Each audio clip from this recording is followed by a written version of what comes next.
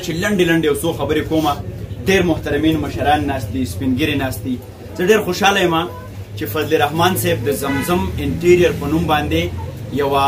غونډه را جوړه کړه، یو کاروبار یې را شروع کړو او په هغې کې دومره سپین ږیري شملور پښتانه په وطن مینان راغلو او ما ته یې په دې کې هم بلنه راکړه. اسد ډېرې ښکلې خبرې وکړې، ډېرې درنې خبرې وکړې. اباسین صاحب وایي چې په ژوند کې هغه وخت د کار شي سړی د بني ادمو چې په کار شي سړی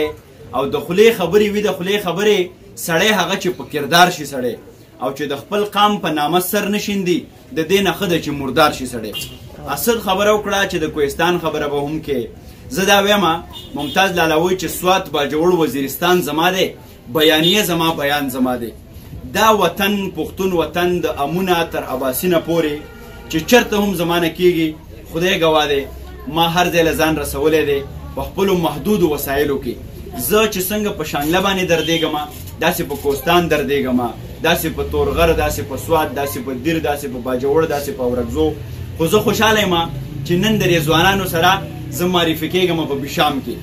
بشام زمونږ هغه سیمه ده چې دا داسې یو شهره ده چې دا 40 غنټې دا بازار کولاوي. نو تاسو سوچ وکئ چې یو بازار 40 غنټې کولاوي نو دلته به د تجارت یا د کاروبار څومره مواقع وي. بیا په دې کې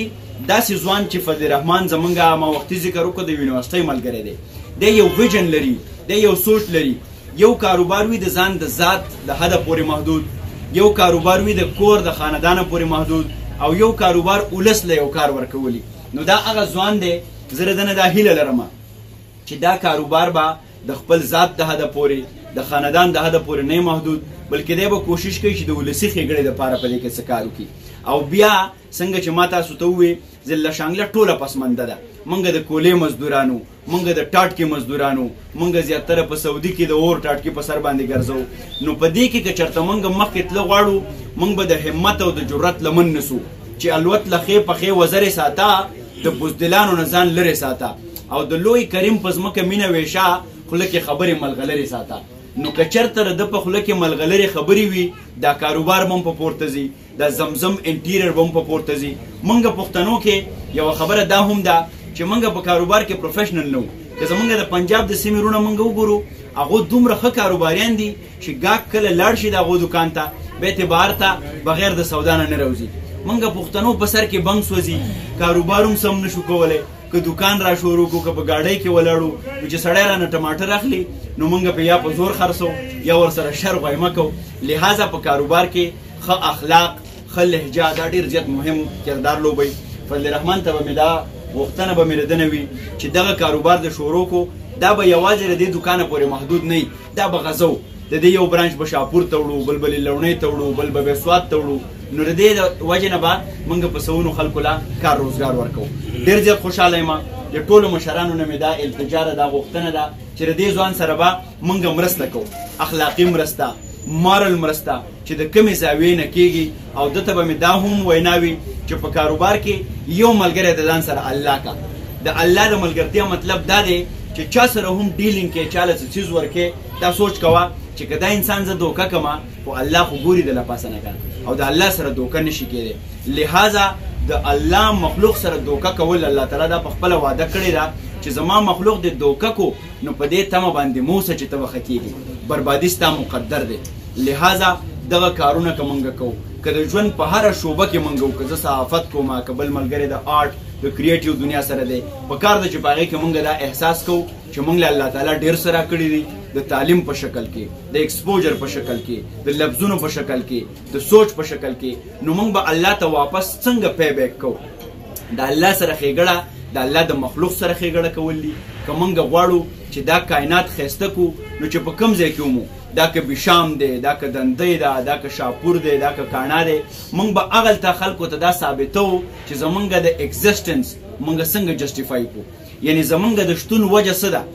هغه وایي چې تېروي خو ژوندون ځان دپاره هر څوک ژوند دغه دی چې د بل خدمت کې تېر شي. نو ژوند به د مړو غوندې نه تېرو، ژوند به د ژوندو غوندې تېرو. په هر ځای کې چې خپل د برخې کردار به لوبو، دا که د میډیا د لارې دی، دا که د دوکاندارۍ د لارې دی، دا که د ډاکټرۍ د لارې دی، دا که د انجینرۍ د لارې دی. نو راځئ چې نن زمونږ د بشام ټول ولس چې څومره زمونږ ملګري ولاړ دي دا ژمنه وکړو چې موږ له الله تعالی کوم صلاحیتونه راکړي دي زه اکثر دا خبره کومه دا د فضل رحمان هم واوري وایي چې د کرپشن د ټولو نه بدترین شکل دا دی چې الله تعالی کوم صلاحیت درکړی او ته د هغې مطابق کار نه کوې د الله په کائنات دا هم کرپشن دی چې ټماټر خلک ګنده خرڅوي دا هم کرپشن دی چې انډر د ټیبل پیسې ورکوي یو بل ته خو خطرناک کرپشن دا دی چې الله تعالی کوم صلاحیت درکړی دی او ته د هغې مطابق کار نه کوې اوس موږ ریسوچ وکړو د دې نه لویه سپارښت او ډالۍ سره د الله چې سترګې راکړي دي زړه یې راکړی دی ګرده یې راکړې ده د انسان وجود چې تاسو دنده سټډي کوئ دا ډېر زیات کمپلیکس سیسټم دی نو چې دا هر څه موږ له الله راکړي دي نو موږ به بیا د الله په کائنات کې څه کوو په پاکه سپېڅلې جذبه باندې د ذات پات رنګ نسل مذهب مسلک نه راتیر د انسانیت په جذبه باندې به موږ د الله کائنات ښایسته کوو دا به ښکلی کوو خبرې په دې باندې ډېرې زیاتې کیدی شي خو مشران هم دي ګرمي هم ده نه غواړم چې تاسو ستړي کړمه خو په دغه باندې به خپلې دا خبرې راغونډومه چې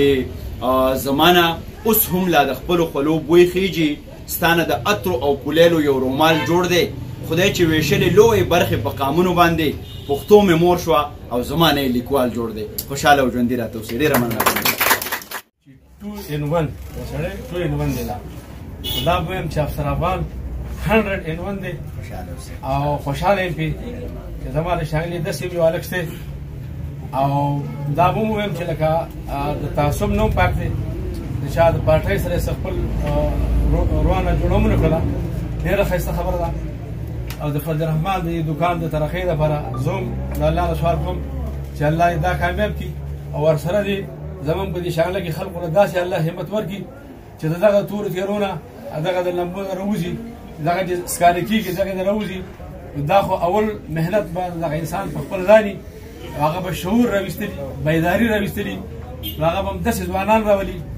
الحمدلله موږ اوس هم د 64 سال په پیړۍ کې خو بیا هم ځان د ځوانانو سره مشابه ګڼو نو که داسې هلکان لکه دې چې دی نور هم الله پاک په دې شانګله کې راوباسي نو نه ده لري چې زموږ دا شانګله لکه څنګه چې زموږ دا قیادت لګیا دی زموږ منسټر صاحب لګیا دی ولا علي ذلیکۍ شوکت یوسفزی دغسې 100 شوکت یوسفزیان والله نور هم پیدا کړي دا چې کوم دی په دې نه کېږي چې زه کور کې ناست یم او خپل محنت نه یقیني کوم نو چاته هم الله پاک دغسې رزق نه ورکوي نو په د ده په دې راتګ سره او ملاقات مې سره اولنی دی او خیالات مې د ده واورېدل ډېر ښایسته دي بیا زموږ د سید احمد خان ملک صاحب نوسې او د امیز خان زوی ډېر ښایسته هلک دی ډېر ښایسته خبرې وکړې د کوهستان په حوالې خبره وکړه لکه څنګه چې دوی کوهستان موږ ځان له کله جدا ګڼلی دی کوهستان هم زموږ سره شامل سیمه ده او زموږ په دې کشام بازار کې د کوهستان د خلکو کاروبار هم ښه ډېر دی او بیا دا ووایي چې زموږ تاسو نه په ترقۍ کې کم یو په هر حال ترقي ستاسو زموږ نه زیاته ده هغه دا ده چې کوهستان 3 ضلعې شو نو موږ پرې خوشحاله یو ځکه چې دا 3 ضلعې کېدل د ترقۍ یو لوی سبب دی که نه نو ستاسو یونټي زیاته ده لکه چې څنګه ستاسو یونټي دی دغه شانتې اتفاق د خدای پاک زموږ هم د شانګلې د خلکو نصیب کړي په موږ کې چې کومه کرکه ده بندیتي ده زموږ په خلکو کې د یو بل خپې راښکلي هغه دې الله ختم کړي او چا کې چې څومره صلاحیت دی څوک چې قام له څومره کار کوي الله دې په هغه خلکو کې دا جذب پیدا کړي چې د هغه سړي دغه کار مخکې بوځي او د هغه ته چې کوم خبر ورکول غواړي هغه ورکړي د هغه ستاینه وکړي په دې مصروف ټایم کې دلته زموږ د وړوکي شان پروګرام ته دومره خوند ورکولو باندې او په راتګ باندې په خیر راغلی ویم اسد صاحب ته چې زموږ ډېر ښه ملګری دی او اکثر په بشام تیر وځي او بشام د دویم کور دی زه به درته ووایم دې دې هم د بشام اواز اوچتی دلته په خیر راغلی ویم ابرار ګلدادا زموږ سابق چیرمن د زکات ډسټرکټ هغه ته په خیر راغلی دارنګې زموږ نور مشران دلته ناست دي ټول ته په خیر راغلی شکریا ادا کوم د دو چې دو زموږ د پروګرام لا ښکلا ورکړله نوجوانانو ته دا پیغام دی چې تاسو پیژنئ فضل رحمان ګریجویټ ویل ایجوکیټډ هلک دی او هغه دا کوم کاروبار شروع کړو دا زموږ په ذهن کې داسې خبره نه راځي دوکانداري کول موږ بل شنې ګڼو او ډیګري اخیستل موږ بل شنې ګڼو موږ چې ډیګري اخلو دا سوچ کوو چې ماته به سرکاري نوکري ملاویږي نو دا سوچ چینج کړئ نوجوانانو دا سوچ چینج کړئ او افسر افغان صاحب ته ویم چې خپل پلیټفارم نه د دې خبرې تشهیر وکړي چې نوجوان دې تعلیم په دې سوچ باندې نه حاصلوي چې زه به خامخا سرکاري نوکري کوم